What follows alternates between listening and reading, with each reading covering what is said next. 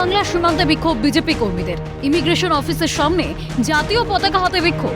বাংলাদেশ থেকে আগত পণ্যবাহী গাড়িগুলো আটকে দেয় বিক্ষোভকারীরা। সেই গাড়ি আটকানোকে কেন্দ্র করে একাধিকবার বাগবিতণ্ডায় জড়িয়ে পড়েন বিক্ষোভকারীরা। তা সামাল দেয় এনজেপি থানার পুলিশ।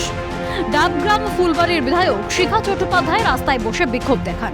তিনি বলেন, সীমান্ত দিয়ে সব রকম পরিষেবা ও শিক্ষা এবং স্বাস্থ্যের জন্য ভিসাও বন্ধ করে দেওয়া উচিত। দীর্ঘদিন থেকে, যতদিন থেকে ইউনিট সরকার ক্ষমতায় এসেছে ততদিন থেকে একই রকম অবস্থা চলছে। এর কোনো পরিবর্তন নেই। তো পাসপোর্ট ভিসা বন্ধ করলে কিছু কাজ হবে না। সমস্ত কিছু আসল জিনিস হচ্ছে খাওয়া বন্ধ কর। পেট যদি বন্ধ করে দেয়া হয় সব সোজা হয়ে যাবে। কাজেই বাণিজ্য সব কিছু বন্ধ। এখান দিয়ে বোল্ডারের গাড়ি যাচ্ছে, খাবারের গাড়ি যাচ্ছে, অমুক যাচ্ছে তমুক যাচ্ছে, কিচ্ছু আমরা যেতে দেবো না, সব বন্ধ করে দেবো। বিক্ষোভে সামিল ডাবগ্রাম ফুলবাড়ি বিধানসভার ফুলবাড়ি 2-এর বিজেপি সংখ্যালঘু সেলের সম্পাদক জানান, হিন্দু ভাই বোনের উপর অত্যাচার কখনোই মেনে নেওয়া উচিত নয়।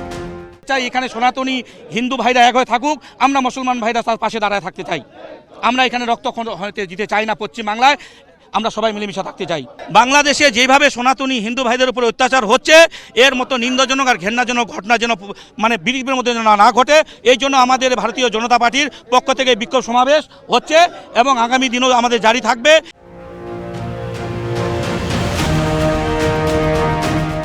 বাংলাদেশে হিন্দু যুবক দীপুচন্দ্র দাসকে পিটিয়ে হত্যা করে আগুনে পুড়িয়ে দেওয়ার অভিযোগ ওঠে। পদ্মাপাড়ের আজ পড়েছে এদেশেও। মালদহ থানা এলাকায় ভারত বাংলাদেশ মনোহরপুর মুচিয়া সীমান্তে হিন্দু সনাতনীদের বিক্ষোভ। এই হলো মালদা জেলার ভারত বাংলাদেশ সীমান্তবর্তী মুচিয়া মনোহরপুর। ঠিক ওপারেই রয়েছে বাংলাদেশের চাঁপাইনবাবগঞ্জ জেলার ভোলাহাট এলাকা। একদম কাতার কাটা, তার ফাঁকে রয়েছে মহানন্দা নদী, ঠিক ওপারে ভোলাহাট। এবং ঠিক এই কাতার কাটার ধারেই আজকে বিক্ষোভ দেখালেন গ্রামবাসীরা। তাদের একটাই দাবি, অবিলম্বে বাংলাদেশে হিন্দু সম্প্রদায়ের ওপর যে অত্যাচার করা হচ্ছে সেই অত্যাচার বন্ধ করা হোক। এই প্রতিবাদ জানাচ্ছি বা ধিক্কার দিচ্ছি যে এইভাবে সনাতনীদের কখনো আটকে রাখা যাবে না।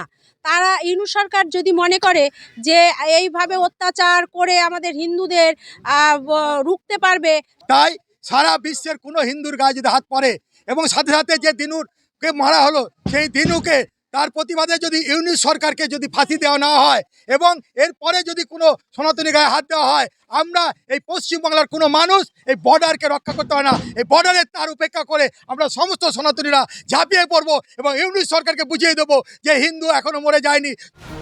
অবিলম্বে দোষীদের কঠোর শাস্তির দাবিতে ফুল করতাল নিয়ে বিক্ষোভ। ক্যামেরায় সৌমেন্দু মজুমদারের সঙ্গে পার্থপ্রতিম দাস ও সোমক লাহিরুর রিপোর্ট, ক্যালকাটা নিউজ।